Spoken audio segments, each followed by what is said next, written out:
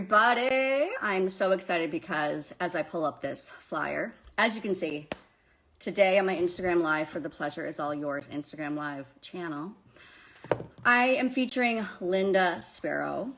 And Linda is, first of all, she is somebody who has been maybe for 30 years now, has been in the field of yoga and writing and editing, and was the editor of Yoga Journal and Yoga International. I'm going to have her join us to tell us herself. But our topic is really writing as transformation, formative process for the mind, body, soul, spirit. Well, I'm so happy that you could join me for this, and because you have so much knowledge and wisdom, and you have been such a huge influence on me and my life and my writing life. And I mean, truly, we went from me sending you, just first of all, just hitting you up cold saying hi. I know, right? I saw that you are working on a book with Sean Korn. I saw that on her Instagram. So I just find you on the internet, message you, hey, can I send you my book proposal? You're like, okay. And meanwhile, it was like the most pathetic, puny, like 2-page book proposal because I had no idea. And yet you gave me feedback, and really amazing feedback. And then I don't know, many months later came back with the beginnings of a book proposal, but then you agreed to start working with me, and for which I'm forever indebted. Oh, and now you have a book, a real, like, show them.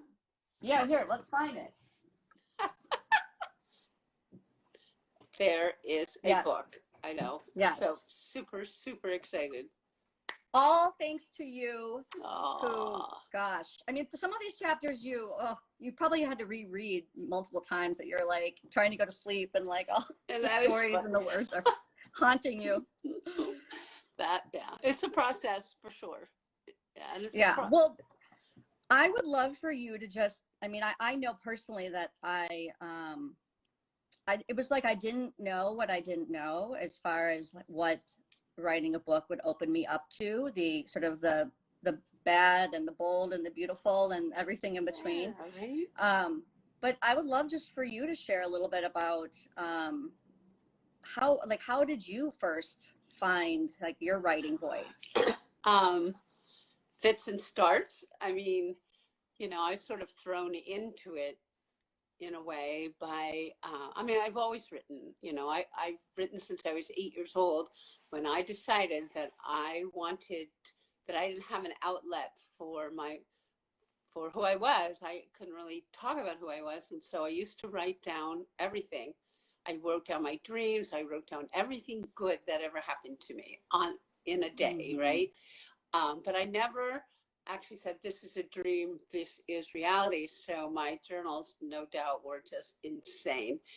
But then when I so I wrote every single day. And then when I went to college, I only wrote when something that was really difficult was happening, because I didn't know how to process it. And so what I would do is I would write. I didn't write my emotions, how I felt about it.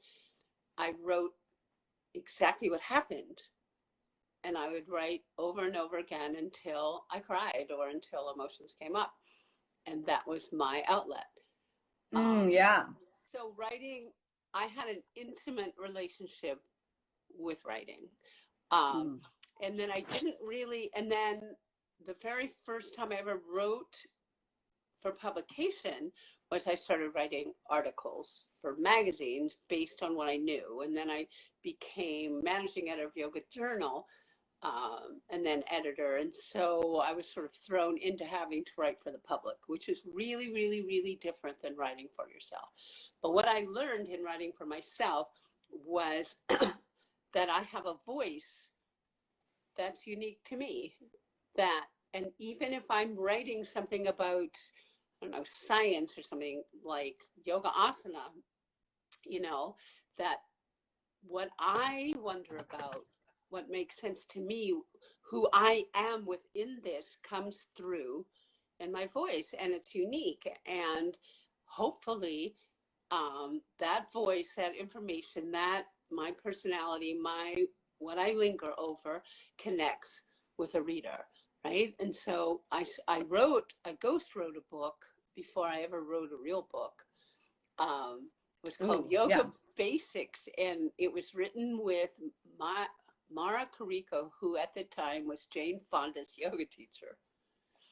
And, okay. You know, she's a fabulous yoga teacher, but she didn't know how to write, and so I was working at Yoga Journal at the time, so I wrote it. And I just got bitten by the idea that I could write a book. And so a publisher reached out to me and said, what do you want to write? I said, I don't know. How about something around women? Because there was nothing at the time about women's health or connecting women and the feminine or the feminization, as I called it, of yoga at the time. So I wrote it. And boom, I like know. that. Well, no, it took me forever to write it. That's what I love. That's what I love about you, Linda. You're just like keeping it real. Oh my God, it took me forever. And what I realized in the process, and you know, I've written a bunch of books since, but what I realized in the process was that it was so difficult because I had this idea of this massive thing that I had to write. I literally had to write 75,000 words, I had to like orchestrate a bunch of photographs. It was a huge undertaking. I had to connect with and partner with someone to do the sequences who was better at it than me, Patricia Wellman. I had to do all of that. And I felt like it was really hard. It was really hard. And I'm feeling kind of anxiety just hearing you list all the things that you had to do. And the funny thing is I'm about to revise it. It's been 20 years. I have to say I'm still getting royalties on that puppy. So, you know, it was good. But now I'm about to revise it. And I realize that I'm approaching the idea of writing a book in a completely different way. You know, I no longer see it as something lording over me like a bad boss, you know, saying, okay, you have to do this. And no, get back here. And this book is like in my head, and it's when I go to sleep at night, when I wake up. No, it's like, what is my relationship? Right. And yeah, you're in relationship with it. It's not some outer boss, tyrant, do this. Like it's organically, more intrinsically, like you're motivated more from just within, from your heart, or what? Yes, because it's, you know, it's my voice. It's my gift. It's, you know, it's what I'm inviting people to look at and to play with and so I have to have a relationship to that book that brings that about, right? My book has to have a relationship with me, so that when I find is that, I have a relationship with my voice, you know, there are certain ways that I process information and present it and all this. But if I don't have if I'm not listening to what wants to be known, not just within me, which is what I always invite writers to do, right? It's like, what is in there? What's your practice? What, you know, don't write without starting from the inside. Yeah. Because I heard too much noise. There was actually, just before we started talking, I was listening on Minnesota Public Radio and how they were talking about writing. And one of the things I heard somebody say was that you should work your quirk. Now that's my new favorite phrase today. I like work your that. Quirk. Yes, right? And you can work your twerk too. That's people should practice that too. I've been practicing that for her. But no one wants to see that, but they might want to hear my quirk. We'll have a twerk shop at a different Instagram live. Thank you. But yeah, but that idea of, you know, our own quirkiness, our own, you know, sort of unique way of seeing the world and how, and then of course the challenge is how do we take like what we see and absorb and feel and then put it into words.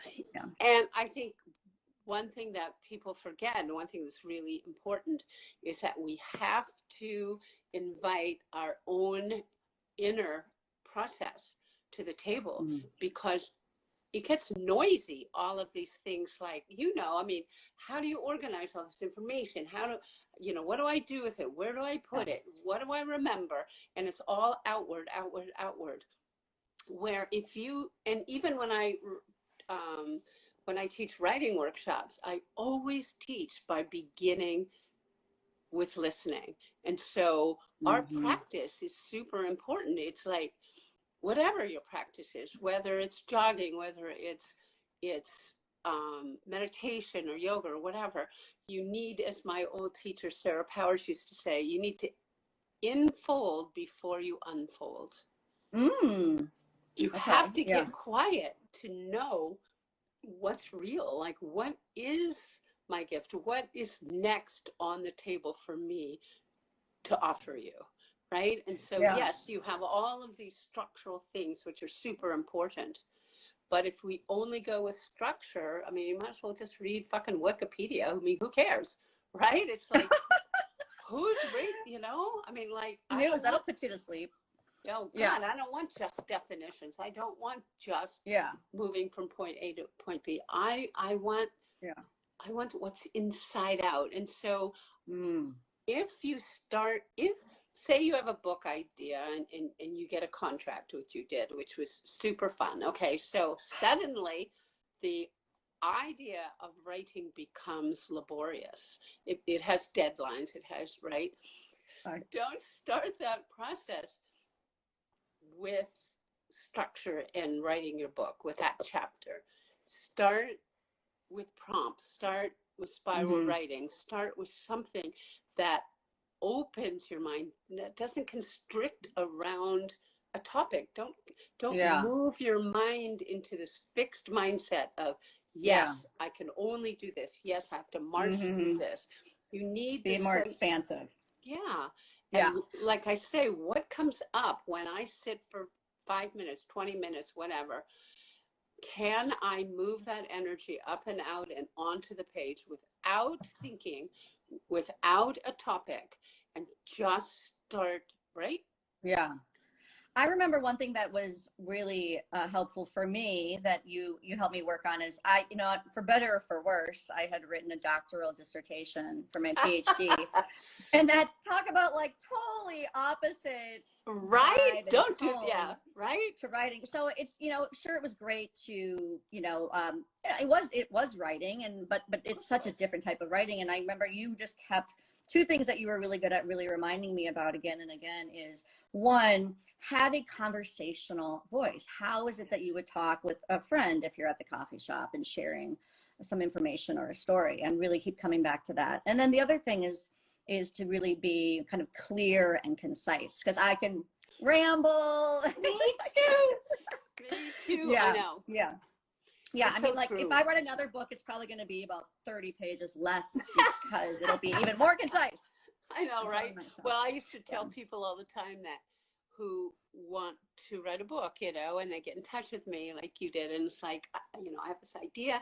And if they've never written anything, my advice is, if you can write what you want to tell me in 2,500 words, don't make anyone read 25,000. Yeah, like cut it, shorten it. Just like write what what is it that you want to write. So here's my topic. Just write like we did an overview, right? Write this mission, this topic, and see where it takes you. I mean, if you don't have very much to say about it, that's fine. Who cares? Like, say what you have to say, but in writing it, you realize, wow, there's so much here. I can go in this direction. I can go in this direction. There's so much to present. You got a book, right? Yeah. Well, I mean, back to your point about all the noise, I know for sure writing this book was also really a lesson in living from a kind of harnessed third chakra, is how I would describe it. Absolutely. I can be very expansive and second chakra and a yes person and heart chakra. And there was this third chakra element that was like, okay, here's this. Are you going to express this inner fire that you have? but you need to have discipline. You need to say no to other things. You need to stay focused. You need to have a structure. So every morning, I just anything that was going to happen before noon, I just always said no to it. And it was hard because that was actually usually when I would exercise or do yoga. And Right. so You know, I've never had sat on my ass so long, so much for so many hours writing this book. I But know. I think it was, as far as this transformation process for me, it did tell me that as much as I can be kind of busy bee and energetic, because so much of my sitting still focusing energy goes to my clients, but it really taught me that if you care, if you really truly care about your message, and then really be strict with yourself, and as a form of love, it's a form of self-care, even to say it's okay to say no to these other things for now, because this is something that I really care about. I want to get that message Yes. out, and then yeah. And it's no different than committing to a relationship. Once again, it's like if you have a relationship with someone, and you say, you know what, every like for many of us, we don't write every day. I mean, I do right now because I'm on a major deadline, but I don't write every day. But if I write, say, 3 times a week, I have a relationship where we're going to meet, my reader and I are meeting 3 times a week, and we're going to enter into a relationship, and I'm going to write, and it's like this little three-way. There's my book, that I'm putting down this information. It's the reader, and I only write to one reader. I do not write to a demographic. I do not write, because if I write to everyone I think would like this book, it's going to make me, I'm not, it's going to be so scattered. I'm going to write to this person whom I want to impress. It might be for some, like I'm working with this one woman who just finished her dissertation, and she wants to write a consumer book, but she also wants to impress her mentor. And what about this person who's going to want to know about this and this? And finally I said, no. Who's your reader? Just pick one. Just pick a person and write to her, write with her, and allow her to embody you. You want to embody that person. And isn't a lot of times too, the person that you're writing it for is also ourselves. We're writing the book that like we wish was out there that we could read. Absolutely, right? Yes. Yes. Because I mean, for me, it was when I think about, I was so perplexed as I looked around and thought of how, there's such mind-body disconnect in the US. I don't get this. And then there's such repression around feeling good in our body and around intimacy. And I don't get that. And, a lot of it is because as I explained in the beginning of the book, I was lucky enough to grow up in a sex positive household, right, which was a lot of my mom's influence and a real mind-body connection as an athlete, which was particularly my dad's influence. And so I was look around and I was like, I just don't understand why we can't be more embodied, or why we're so awkward when it comes to the fact that we have sex. We're human beings. That's how we came into this world. I don't get it. And so for me, it was like, I had to understand a little bit about like, how did we get to this point, And so that's part of the message of this is the book that I wanted to read, is to understand like, and how can I help other people then come to this place. And in your research, I mean, that's again part of your voice, like when we research a topic, there are certain things so this is something that I always say, is that don't write just what you know. I mean, how boring is that anyway? I mean, you're going to have a relationship with this book for a year or however long it's going to take you to write. Don't just write what you know, but write what you wonder about, what you're puzzled about, what you're interested in, what is coming through you and to you from other, from your clients, from other people that, from this reader that, you have this image of. Have that dialogue, have that within you, because that's the exciting part, because that then takes you into research. Research can be an arduous task, but not if you're really fascinated by how does that even happen? What happened to us? And then what are my gifts that can take those, connect with those, maybe break those down and give you an alternate reality, right? Yeah. Yeah. I mean, I definitely found one of the things that was helpful just in thinking of people trying to get started and is that I carried, like, I still even have it. I have one here. It's like this cute little, it's like this little notebook and a pen. And then because it's similar to being a psychologist, but as a writer and a psychologist, it's like all the world is inspiration and a canvas. And there's what the problem is that in my day-to-day life, you know, there would be these moments that were really precious, that were really the beginnings of a story or a story unfolding before me. But then I'd zip around, drive to the next place, this and that. By the time I'd go to bed, I'd sort of forget some of the beauty and just the what made it so unique. And so now I would write down, I mean, gazillions of post-it notes, this and that. Oh, but God, then I would come back to it later. I don't know if do you find that that's been helpful for other people that have worked on your writing workshops? absolutely, absolutely. You know, and also taking a concept, say that you came to this realization and you just kind of mark this, like, I want to come back to this, right? So instead of incorporating it into your book right away, again, play with it in a prompt. You know, write like a phrase or even a description of what it is that's about that story or about what you noticed, and free associate with that. Just write it. Don't worry about grammar. Don't worry about meaning. Don't worry about an end point. Just write it and see what, not just, because what often comes out is the nuances of the story, the depth and the flavor and the texture and the quality of the story.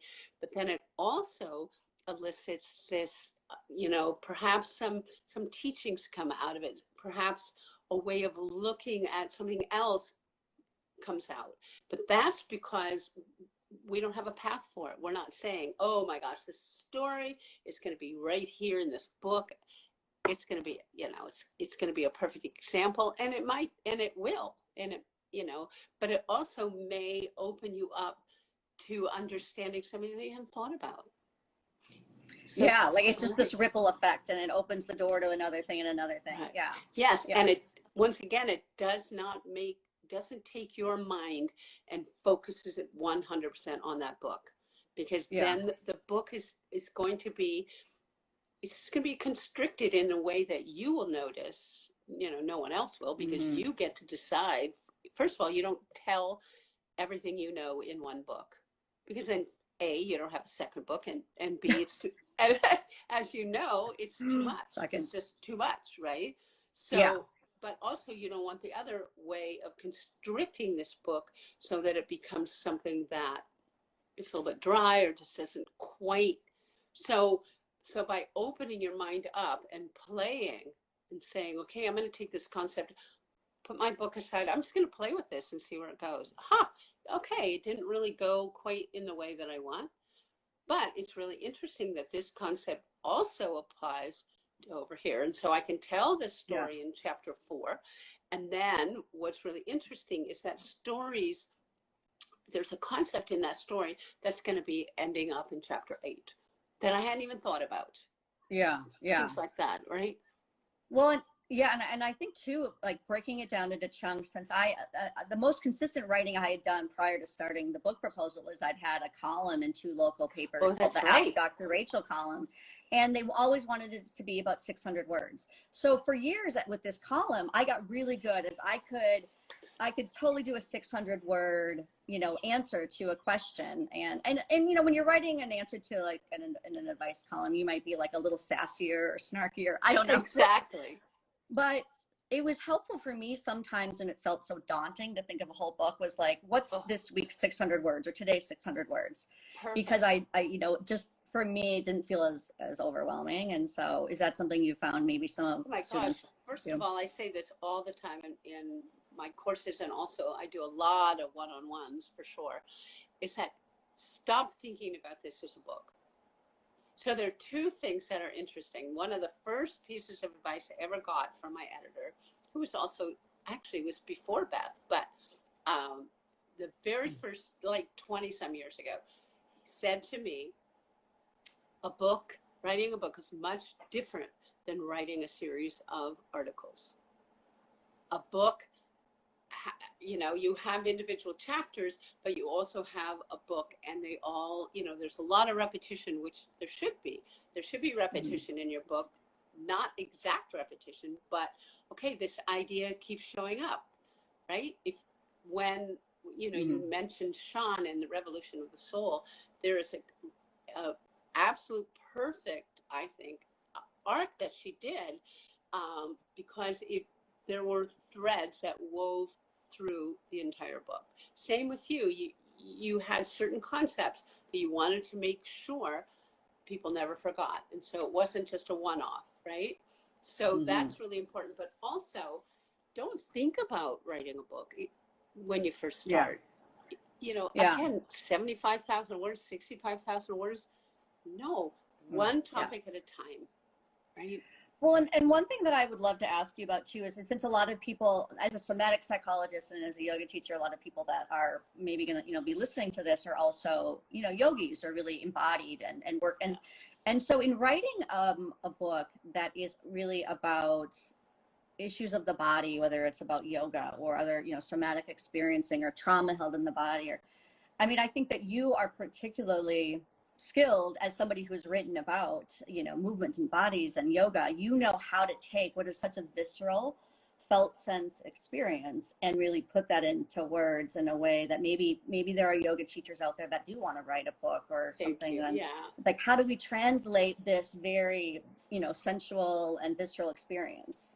That's an interesting question, because I was just talking with Jivana Heyman from Accessible Yoga, and one of his questions, he was saying that, I was saying that there's a, how do I say it, a balance between personal and informational, right?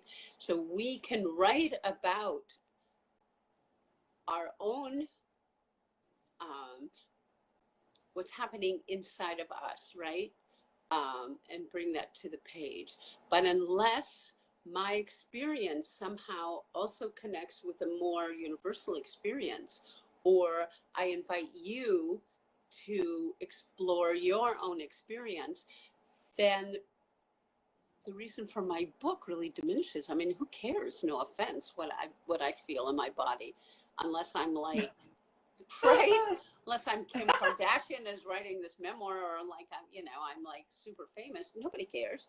But if I have a way into a more universal concept, the way that is important to understand is that I have to go in, I have to feel that, I have to experience that, I have to have a relationship with every part of me in order for me to make sense of it on the page, right? And why not? I mean, one of the things that I said to you over and over again is that when I first heard about you, the word on the street was, I'm kidding, but was that, oh no, yeah, right, that you're funny, you're reverent, you're wise, you're all of that.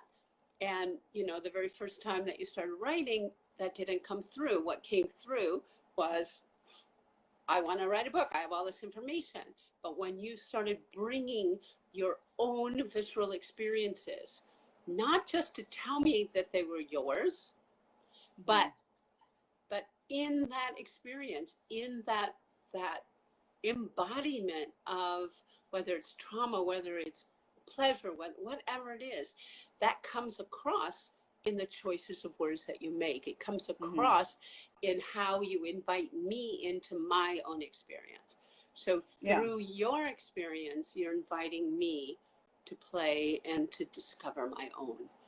And so it sounds like you're saying, like, being integrated, really being integrated, like these different parts of ourselves, sort of our heart, our head, our gut, our groin, our kind of outer world, our inner world. I mean, the more that we are sort of integrated to and understand all those different layers of our own self, the more that then maybe that can be conveyed on the page. The more that, absolutely. And I think it's imperative.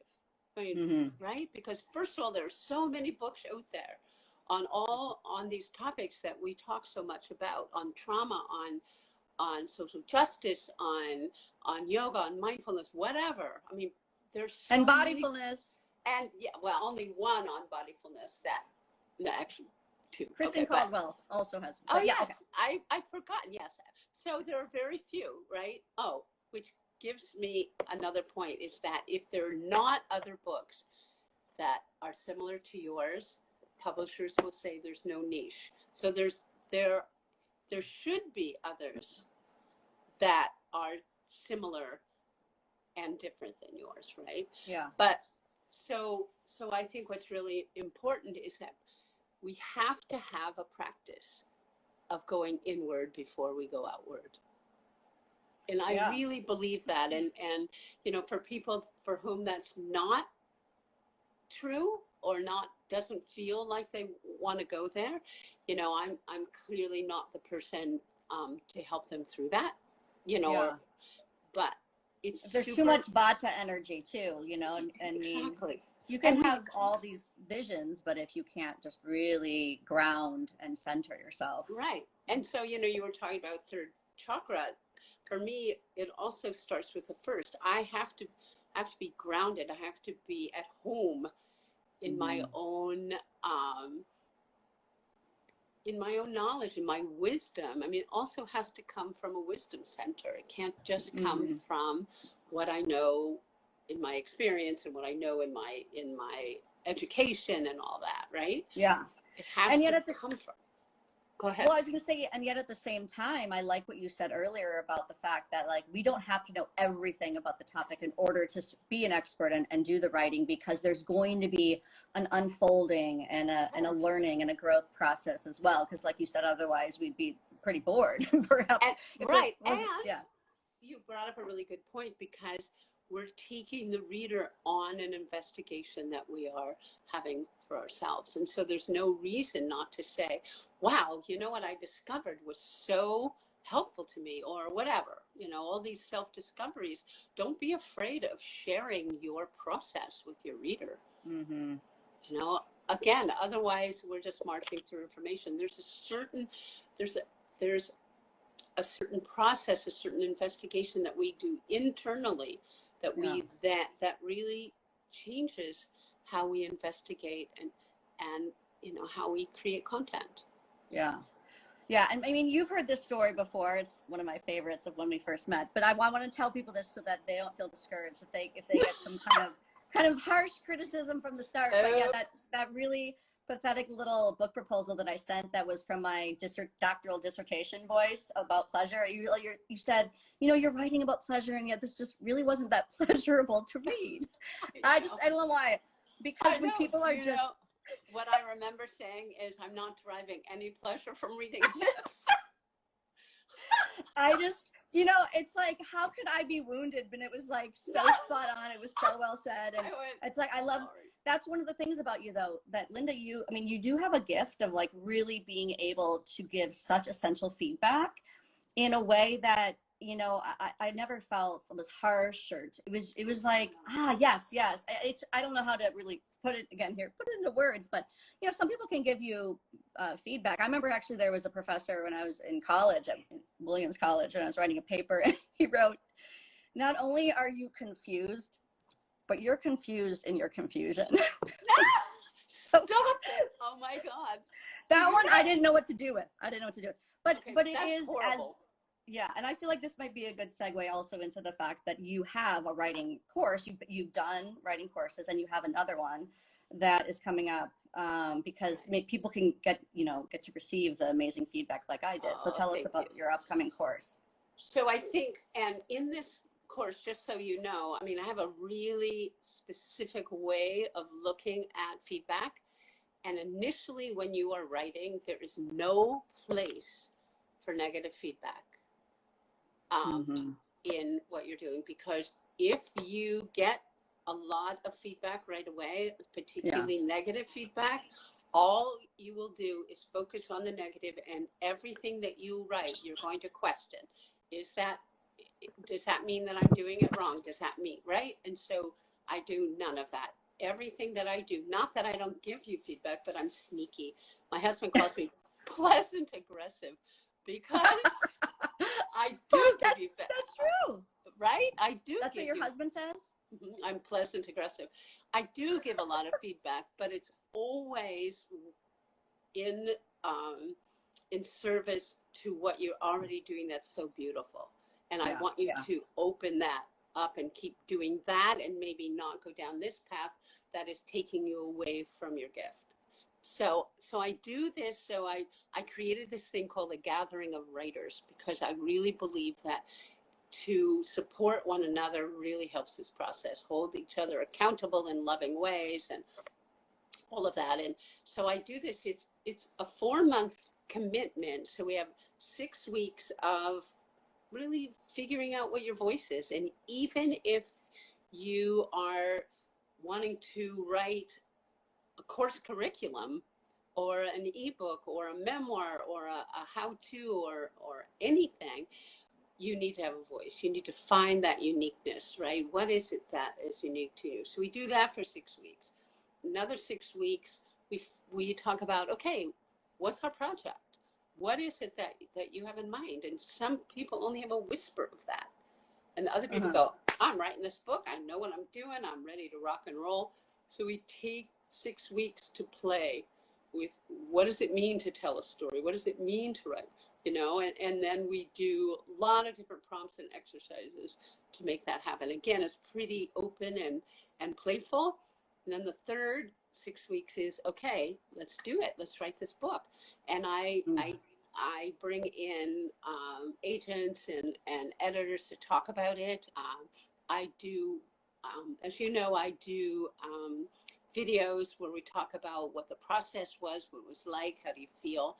And so we're really looking at the process and how to make it maybe a little bit more fun. And so this course, it starts November 2nd, but then didn't you say August 12th? Do you have something related to the course that you're doing? So on the 17th of August, we're going to do a free hour-long intro, maybe 75 minutes, depending on how wordy I get. And so I think that if people want to either send me a message on Instagram or just shoot me an email at lsparrowe@gmail.com. And if you're so if people are interested, I can give more information and give you the link to the free intro. But super fun. Yeah. Well, I think we should probably wrap up. But yeah, and this is the book that Linda helped me write. Amazing. I guess so you were called it.